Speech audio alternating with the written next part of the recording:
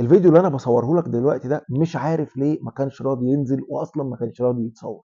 وليه انا بقول لك الكلام ده؟ لان انا المفروض كنت هعمل فيديو عن راي الاعلام في البالونه بتاعه امام عاشور، ولكن لقيتني في اللايف اتكلمت في الموضوع ده، واتكلمت ان في اكتر من اعلامي قال ايه ورايه كان ايه في القصه دي، فقلت خلاص مش مشكله الفيديو ده نصور حاجه غيره. طيب هصور حاجه غيره. المفروض الفيديو ده كان هينزل امبارح بالليل، فقلت لا، امبارح الخميس كان في ماتش وانا اوريدي عملت لايف بعد الماتش واتكلمت في كذا قصه تاني، فقلت نخليها يا عم ايه، يوم الجمعه. فانا حتى الان وانا بصور الفيديو ده مش عارف كمان هلحق انزله يوم الجمعه ولا مش هلحق انزله يوم الجمعه. بس قبل بقى ما نخش على المحتوى بتاع الفيديو بتاع النهارده، في كلمتين كده انا كنت كاتبهم لو كنت هتكلم عن راي الاعلام في المشكله بتاعت امام عاشور، فبان الفيديو اتلغى فحبيت برضو ان انا اقولهم. وهو هل مره انت سالت نفسك ايه هو دور الاعلام الرياضي في مصر؟ يعني لما امسك الريموت كده واجيب اي برنامج رياضي، ايه المفروض اللي انا اتفرج عليه، او ايه المفروض اللي انا اشوفه في البرنامج ده؟ فدلوقتي انت ممكن تجاوب وتقول رايك، وانا ممكن اجاوب واقول رايي، ويجي واحد ثالث يجاوب ويقول رايه، وممكن احنا الثلاثه نكون راينا مختلف تماما عن بعض، لان في الاخر لا انا ولا انت ولا الراجل الثالث دارسين اعلام ولا عارفين ايه هو الدور الحقيقي اللي المفروض يقدمه لنا الاعلام الرياضي. بس السؤال بقى، هل الراي اللي انت هتكتبه ولا التاني اللي هيكتبه ولا الراي اللي انا هقوله، هل انت شايف الاعلام الرياضي في مصر بيقدم لك الكلام ده او الراي بتاعك ده؟ هل طلع قبل كده حد متخصص يقول لنا ويوعينا ويفهمنا عن دور الاعلام الرياضي؟ ودايما لما بيحصل خناقه في الاعلام الرياضي دايما بنسمع جمله ميثاق الشرف الاعلامي. طب هل حد قبل كده طلع شرح لنا يعني ايه ميثاق الشرف الاعلامي؟ السؤال الاخير بقى قبل ما نقفل الانترو، هل ينفع اننا نثق في اعلام رياضي الناظر بتاعه كابتن احمد شوبير؟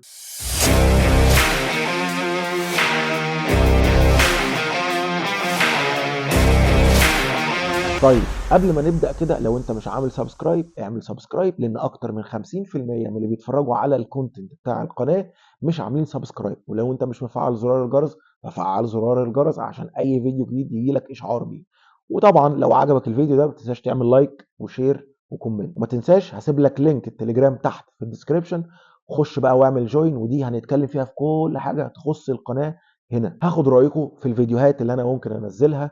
لو في حاجه معينه انت عايزنا نتكلم فيها في لايف او في فيديو، خش واكتب وقول لي، واحنا كده كده زي ما قلت لكم احنا هنبقى شركاء هنا في القناه، هيبقى فيها مواعيد اللايفات مواعيد الفيديوهات وكل حاجه تخص القناه هنا. قبل بقى ما نتكلم في اي حاجه لازم نقول الحمد لله على سلامه المهندس عادل القيع، لان هو كان بيقال ان هو في وعكه صحيه عشان كده كان غايب عن البرنامج، وبعد رجوعه لينا تاني للبرنامج كان لازم ان احنا نرحب بعودته الحميده للبرنامج. بس قبل ما نرحب بعودته وقبل ما نشوف الميسيو عادل القيعي اتكلم هو والاستاذ ابراهيم المنيسي في ايه، في لقطتين او جملتين قالهم الاستاذ ابراهيم المنيسي انا محتاج حد يفسرهم لي علشان انا مش فاهمهم. انا افهم ان انا لما يبقى في كوع زي كده واللاعب الدم بتاعه يساح. بصوا، هو انا مش ضليع قوي في اللغه العربيه بصراحه، بس كلمه يساح دي انا اول مره اسمعها في حياتي، فمش عارف هل هو فعلا بيتكلم صح بما انه راجل صحفي ودارس اكيد لغه عربيه صحيحه، فالكلمه دي صح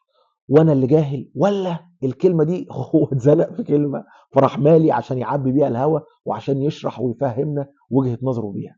انتوا قولوا لي رايكم، هل سمعتوا الكلمه دي قبل كده ولا لا؟ يعني هقول ان كل واحد هيدفع 20% من ديونه. انا عمليه زي دي ما اخدش اقل من 20 جنيه. 20% مره واحده؟ بس عادي، دي اخطاء عادي ممكن واحد يقع فيها على الهوا، مفيش اي مشكله، بس هي عجبتني بصراحه فقلت ايه، اخدها كقفشه او كلازمه حلوه يعني بصراحه. المهم، الف مليون حمد لله على السلامه برجوعك تاني لينا يا باشمهندس عادل القيعي. والله يا اخي البرنامج من غيرك كان دمه واقف ومالوش اي 30 لازمه، وتحسه كده كان سخيف ومش لطيف ومش احسن حاجه. المهم بمناسبه بقى عودتك، اكيد بعد كل اللغط اللي بيحصل ده علشان القصه بتاعت البالونه وامام عاشور، انت رايك في القصه والموضوع ده ايه؟ انا قلت لك من قبل ما الاحتفاليه دي تتم ان اللاعب ينزل وعنده سيناريو للاحتفال قبل المباراه بتشتته. المبدا ما ليه المبالغه في الاحتفال؟ خلينا زي زمان نفرح. تمام. لكن مش معنى كده ان اللي عايز يحتفل بطرق تخصه ويبعت رسائل حتى مبهمه ان احنا يبقى هو ده رد الفعل. تمام، ماشي. فعلا انت كنت قلت الحلقه اللي قبلها ان انت ما بتحبش الاحتفالات الاوفر، واحد يبقى محضر هيحتفل ازاي والكلام ده، بس في نفس الوقت انت ما عندكش اي مشكله ان اي لعيب يبعت رسائل مبهمه. بس هل الموضوع ده ما عندكش مشكله فيه في الاحتفالات بس ولا في اي حاجه؟ يعني ممكن وانا خارج ومتغير اطلع او اعمل رساله مبهمه، او ممكن انت تفهمها بطريقه ان هي رساله مبهمه وهي ما فيهاش اي رساله مبهمه. المهم انا هقفش في الكلمه بتاعتك ان انت ما عندكش مشكله ان اي حد يعمل اي رساله مبهمه، والكلام ده المفروض ما ينطبقش على الاجوان بس، في اي حاجه. بالونة الكرة المصرية في ردود الأفعال على الواقعة وكأنما يتلقفها البعض، وتملي فيه مثل يقول لك اللي على راسه بطحة، فتجد أكتر من جهة مستاءة ومعتبرة أن موجهة إليه هذه الرسالة، كل يتلقاها بما يعني حتى في زملكاوية معلقين. ايوه كله يتلقاها على ايه؟ كمل الجمله لو سمحت. كل مره اجي اكون بتفرج عليك تجيب جمله وما تكملهاش والمعنى ما يوصلش للناس، بس مش مشكله. انت بتقول اللي على راسه بطحه، وفي غيرك بيطلعوا برضه في قناه النادي الاهلي طلعوا كاتبوا لو على مقاسك البسها. وانا بصراحه عجبتني الاثنين، عجبتني لو على مقاسك البسها، وعجبتني جملتك ان هي لو على راسك بطحه حسس عليها.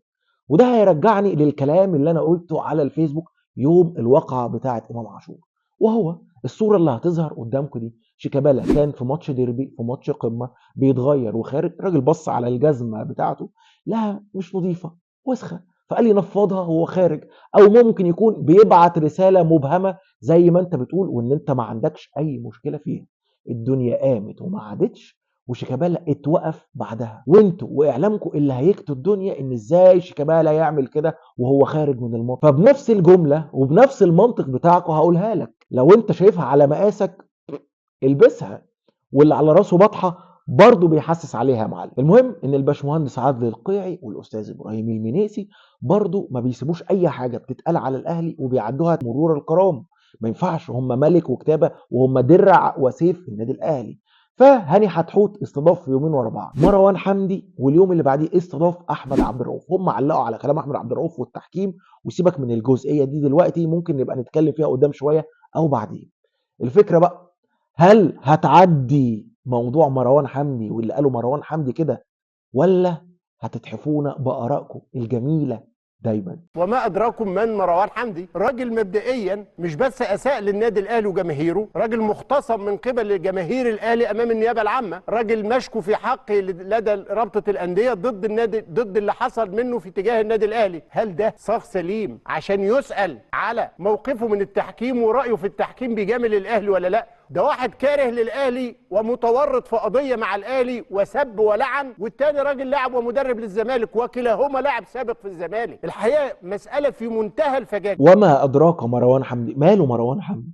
صاغ سليم، ماله؟ ايه الجريمه يعني؟ الراجل اللي اخطا واعتذر وخد عقوبه، وعادي جدا لما يسالوا في التحكيم. على فكره بالمناسبه مش كارثه يعني، ما هو الراجل لعيب مصري بيلعب في الدوري المصري وبيحكم له التحكيم المصري، فطبيعي جدا وعادي جدا ومنطقي جدا انه يساله سؤال زي ده.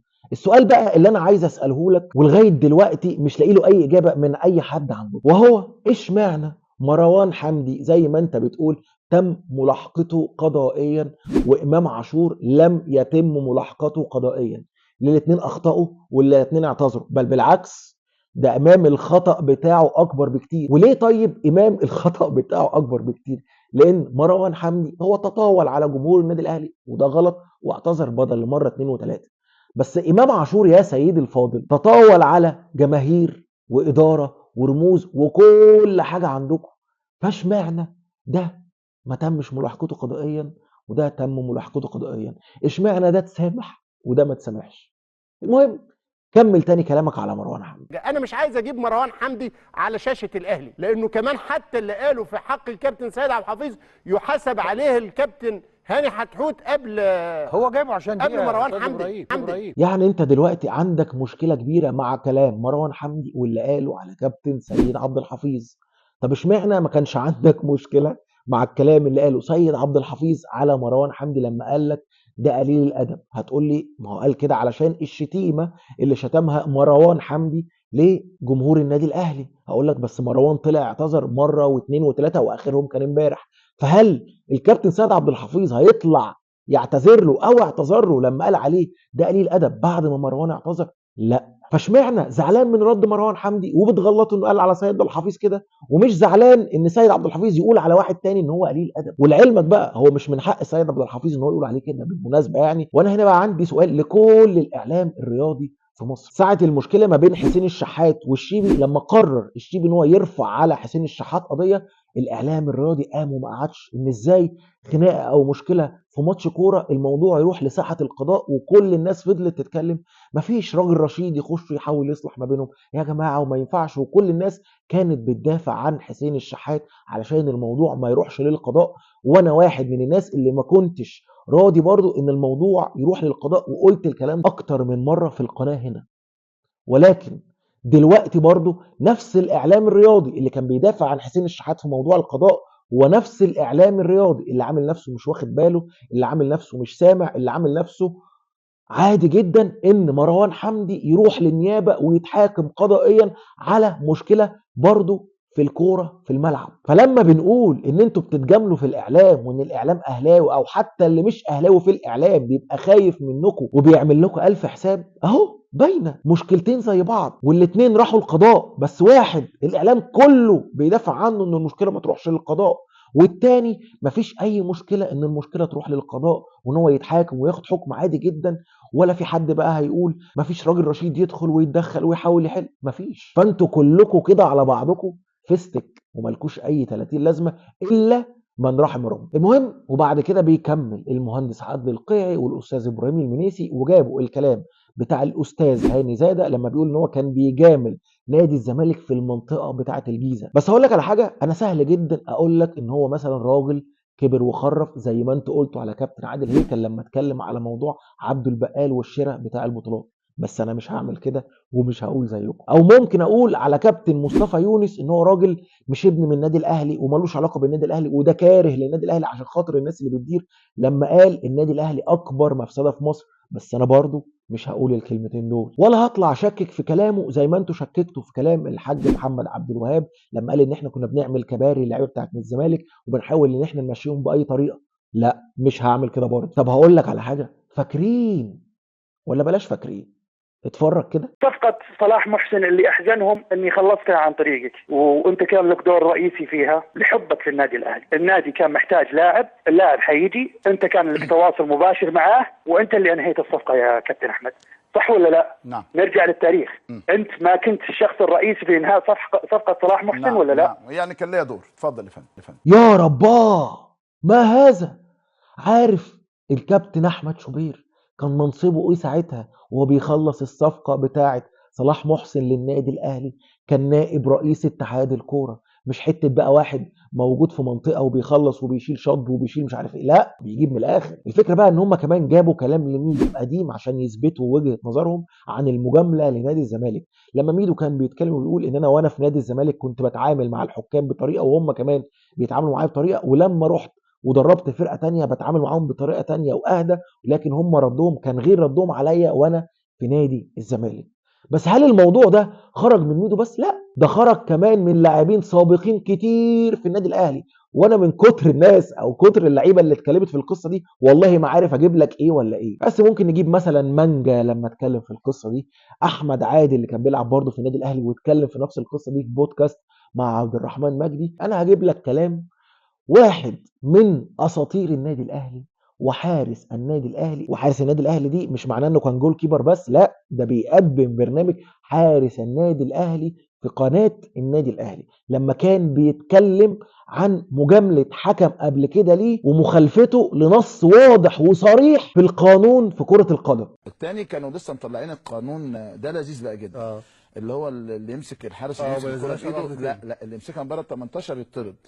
فكنا بنلعب المحله في المحله وكان جاي لي شوقي غريب بيتخض من الانفرادات. فقلت كان جاي لي بره ال 18 فقلت الحقه بره عشان اخوفه. هيخلص منها بسرعه يعني. ففعلا فصدتها بايدي، كان قادر عبد العظيم راح مصفر مدي هاند بول والقانون طلع واضح انه قلعت الجوانتي وخلاص ماشي. فهو الكابتن قادر يفكر شويه يعني ايه الاهلي وجمهوره وشغله وبتاع، فراح مديني كارت اصفر كنت حبوسه. قول لي انت بقى رايك ايه؟ حكم خالف نص واضح وصريح في قوانين كره القدم ومرضيش ان هو يطرده لدرجه ان كابتن احمد شوبير كان عاوز يبوسه. بس كده انا خلصت وهختم بالجملة اللي أنا دايما بحب أختم بيها: الزمالك وطن، دمت لنا فخرا ودمنا لك أوفياء. سلام.